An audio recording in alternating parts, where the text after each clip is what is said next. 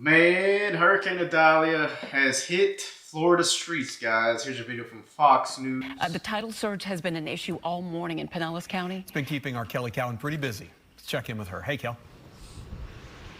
Hey, good morning to you. Yeah, you can see just behind me here in Gulfport. This is what a lot of the downtown streets look like. A lot of flooding that has just persisted throughout the morning. Of course, this all came up around 3:30 when we had high tide, but things have persisted because we still have that southern wind blowing the bay in this direction. So Boca Ciega Bay still rocking and rolling out there. We see a lot of things still roiling, waves crashing up, and that's just continuing to send more and more water up here onto dry land, what should be dry land. So we have a park just to the left of me that is pretty covered with water. A lot of smaller craft that have been pushed up onto shore. And then, of course, you have a lot of street flooding that's going on through here. A lot of people curious. I'm sure they've been cooped up all night, curious to see what's going on here.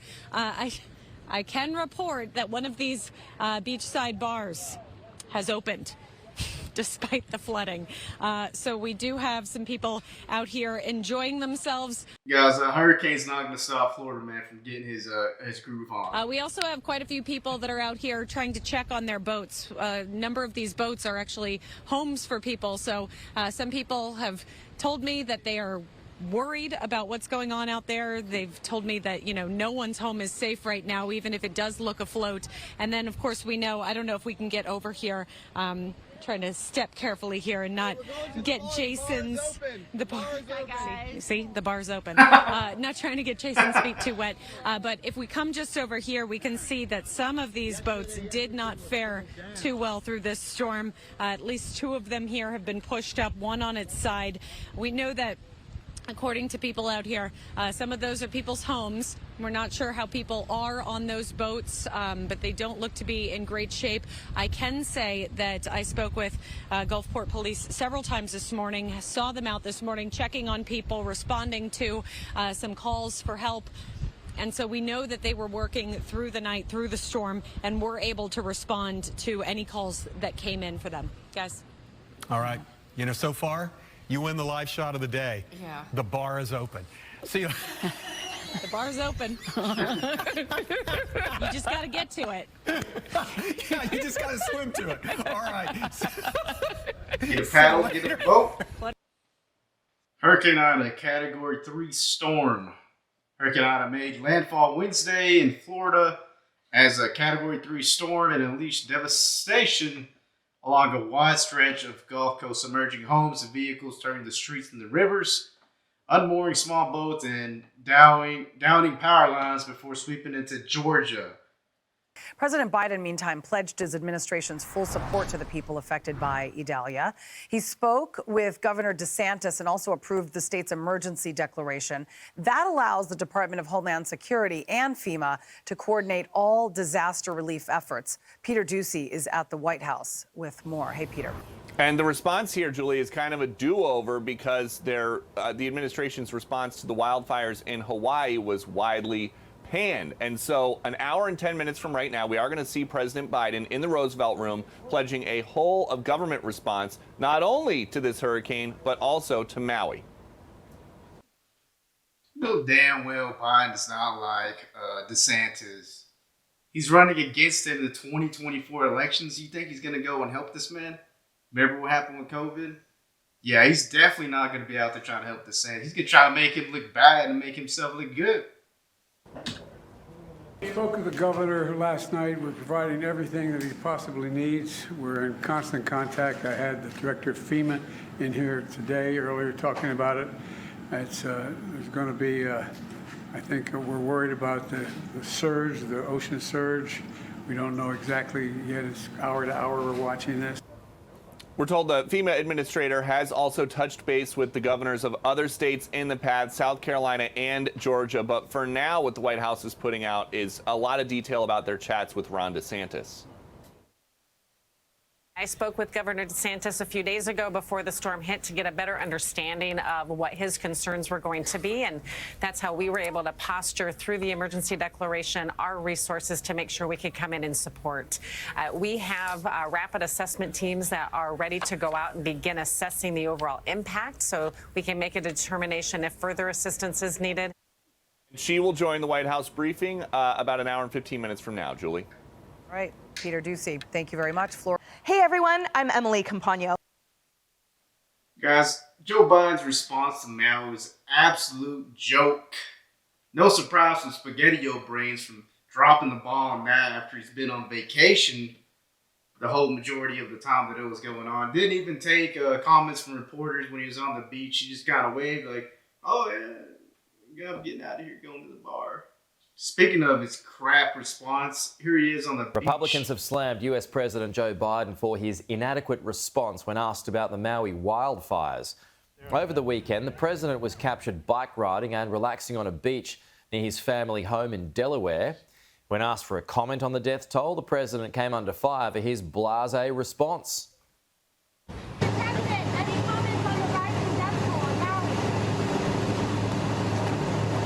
Talk about the Hawaii response, Mr. President? No comment. He said, no thank you. However, the Hawaiian officials have praised Mr. Biden for his quick response to the disaster. The Hawaiian governor expressed his gratitude for the federal emergency relief approved by the president within 6 hours. So Maui fire was in August 9th. That's when that happened. Joe Biden's response was in August 21st. Damn near 2 weeks for you to get your old bag of bones over there to have some sort of response. And to talk about a response he did have, he equated the whole event to a kitchen fire. So stupid. Let's watch that video. I don't want to compare difficulties, but we have a little sense, Jill and I, what it's like to lose a home. Years ago, now 15 years ago, I was in Washington doing Meet the Press. It was a sunny Sunday, and lightning struck. Look at the guy's face just looking at him like, there he is. At home. There's Joe. On a little lake that's outside of our home, not a lake, a big pond. And hit a wire and came up underneath our home into the heating ducts, the air conditioning duct.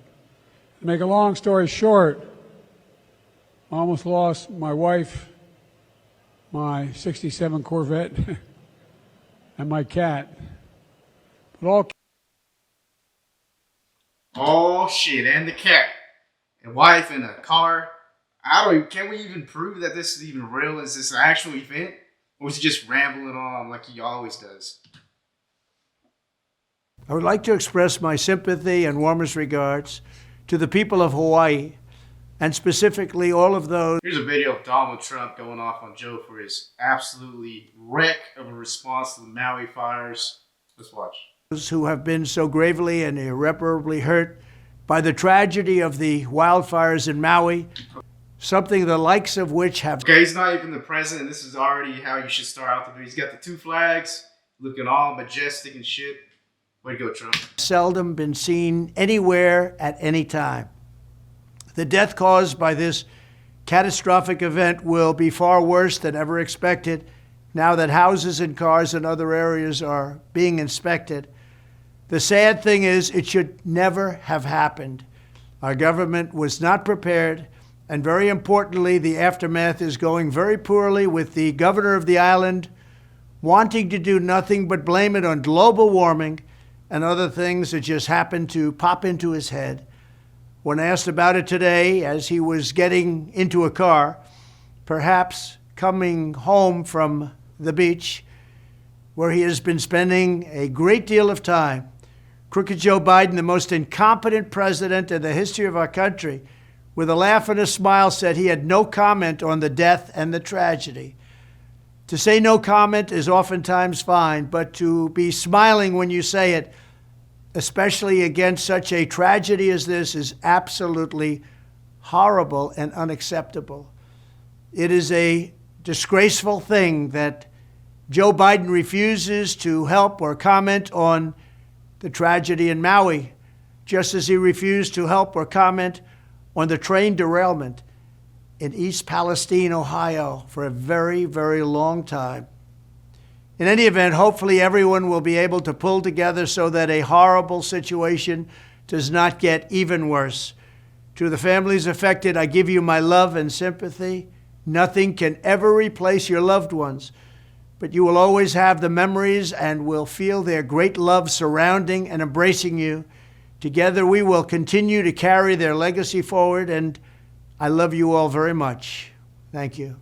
That's how you do it, baby. You don't be going up there talking about kitchen fires that we can't even prove that they even happen. Come on, Joey. Joey boy, what the hell? Get your shit together, man. I know you're almost 100, but I know you can move a little faster. Get some liquid IV injections in you or something, dude. Take a Red Bull, man. Now that we're on the subject of the chief emergency guy, let's see the blunder this fool did. He actually resigned not too long ago about his crap response. Island of Maui, where nearly 1,000 federal workers are on the ground to help with the wildfire recovery, including ATF agents tasked with determining where and how the fire started. Anger is growing over the response from local officials, and questions mount for the head of emergency management, who resigned amidst the criticism. CBS's Jonathan Vigliotti has the latest. Before the flames obliterated everything in Lahaina, residents like Shannon I'i say there was time to activate Maui's emergency sirens. Do you think had those sirens gone off, it could have saved lives? Absolutely. I don't think I know. We all are prepared for that. We know that sound. Now there is anger to this. Goes that scumbag up there for sucking and not having any damn experience or training or any crap. I don't even know how he got the job. Regret not sounding the sirens. I do not. I'm flabbergasted by that. Last Thursday night, Maui Emergency Management Agency Administrator Herman Andaya resigned, citing health reasons. As the fire raged, Andaya was at a conference. Health reasons? That's baloney. The guy's resigning because he's a piece of crap. Come on, dude. You need to have a better response to the crap. Your name title says emergency chief. When there's an emergency, who do we go to? We go to you, Herman Andaya. Talking about medical, you're not feeling well, I can't take the heat no more. God, man, you should be put in jail for your crappy response and give people some back pay. That's probably taxpayer money in your pocket. In Oahu, it's unclear what role he played during the most critical hours when winds reached hurricane strength and the fire was spreading, becoming the nation's deadliest wildfire in more than a century. On Maui alone, 80 sirens are in place, designed to warn residents of impending disasters like tsunamis, hurricanes, and wildfires. 80. How many went off? Zero. Zero went off. And that's that man's fault, Herman. You sack of crap. Over this past week, we heard shifting explanations from Andaya and other Hawaii officials why the sirens were never activated. See, it's an outdoor siren.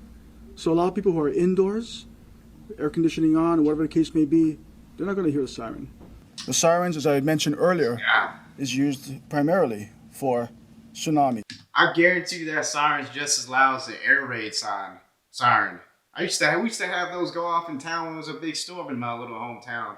It was loud as heck. There's no way you couldn't miss it. You go out like, what's going on? Oh, it's a thunderstorm. Had we sounded the siren that night, we're afraid that people would have gone Mauka.